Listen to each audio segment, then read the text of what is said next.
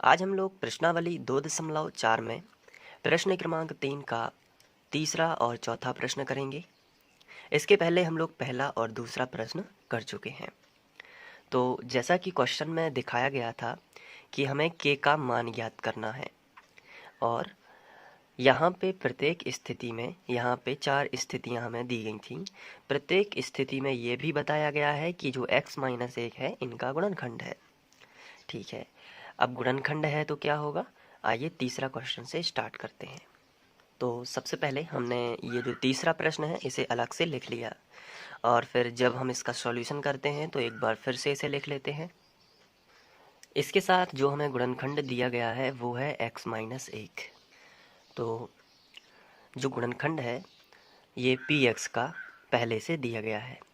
तो यहाँ पे हम लिख सकते हैं कि px बराबर kx² minus under root 2x plus 1 का गुणनखंड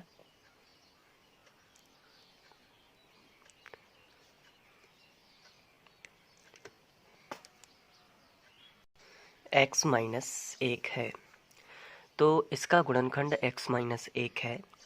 तो ऐसी स्थिति में हम पहले से ही बताया गया है कि इसका गुणनखंड, तो अगर हम इसके बराबर 0 लें यानी कि x-1 के बराबर यदि हम 0 लेंगे तो ये माइनस का 1 जो है इस तरफ आ जाएगा तो प्लस का 1 होगा।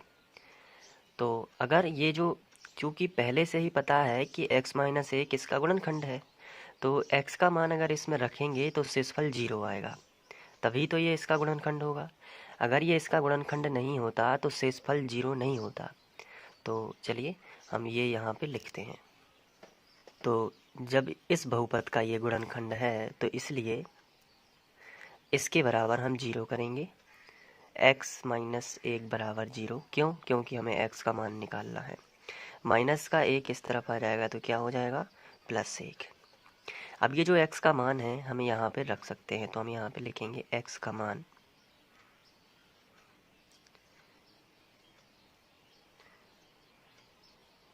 px में रखने पर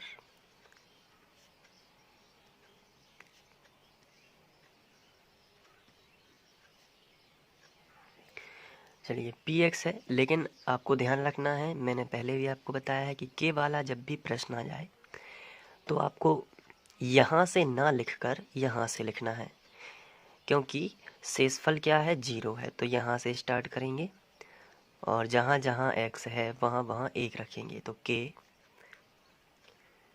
उसके बाद x वर्ग है तो x का मान कितना है, 1 है, तो 1 का वर्ग हो जाएगा माइनस अंडर रूट 2, तो हम यहाँ पे लिखेंगे अंडर रूट 2, लेकिन उसके बाद क्या लिखा है x, तो x ना लिखकर उसका मान रख देंगे 1, ठीक है, +1।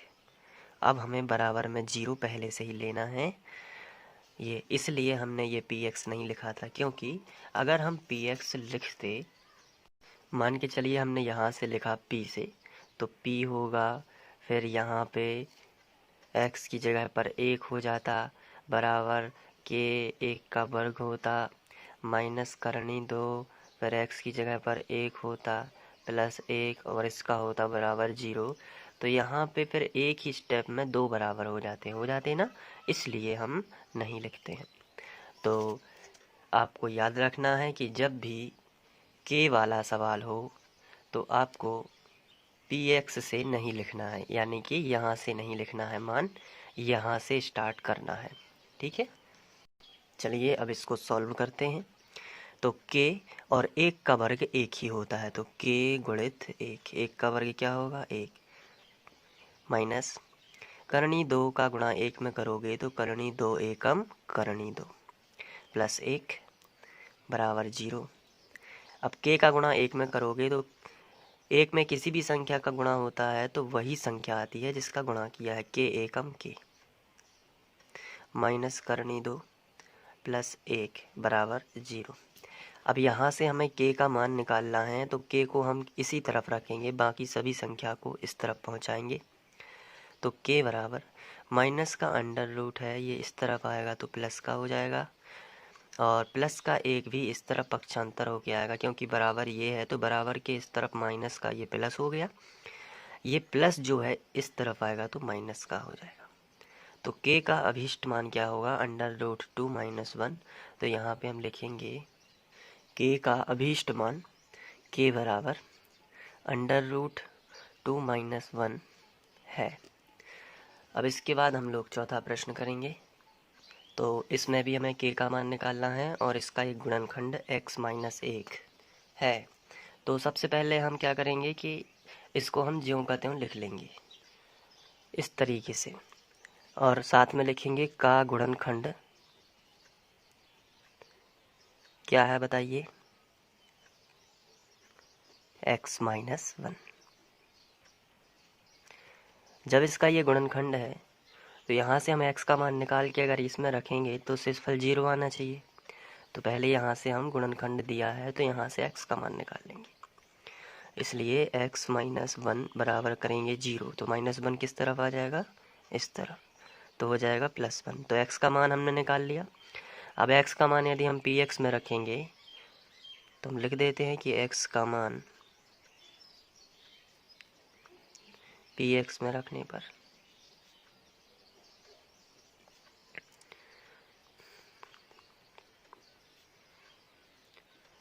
तो यहाँ से स्टार्ट करते हैं। हमने बताया था ना कि k वाला सवाल हो जब भी तो px से नहीं लिखते हैं। k वाला सवाल है तो px से नहीं लिखेंगे। तो कहाँ से लिखेंगे, px से नहीं लिखना है तो यहाँ से लिखेंगे मान रखते समय, और बराबर में 0 लेंगे। तो यहाँ पे देखिए, तो यहाँ से लिखेंगे k, फिर x वर्ग है लेकिन x का मान कितना है 1, तो यहाँ पे 1 रख के वर्ग लगा देंगे। -3 और x की जगह पर कितना लिखना है 1 प्लस k, और सॉरी k की जगह पर तो k का तो मान निकालना है तो k ज्यों कहते हैं ठीक है, और बराबर 0। शेषफल कितना लेना है 0। अब इसके बाद हम 1 का वर्ग देखेंगे क्या होता है। 1 का वर्ग क्या होता है, 1 ही होता है। -3 एकम 3 और प्लस k बराबर 0। तो k एकम k -3 प्लस k बराबर 0। अब यहाँ पे 2 k है, एक तो ये है और एक ये है, तो 2 k हो जाएगा। 1 और 1 2 k, -3 बराबर 0। तो माइनस का 3 इस तरफ चला जाएगा तो कैसा हो जाएगा, पॉजिटिव यानी प्लस। तो k का मान निकालना है तो 2 गुणा वाली संख्या, और गुणा वाली संख्या बट्टे में आती है, तो k बराबर 3/2। तो यही हो जाएगा k का अभीष्ट मान। ठीक है, तो हम यहाँ पे लिख देंगे k का अभीष्ट मान 3/2 है। तो इस तरीके से ये क्वेश्चन सॉल्व हो जाएगा।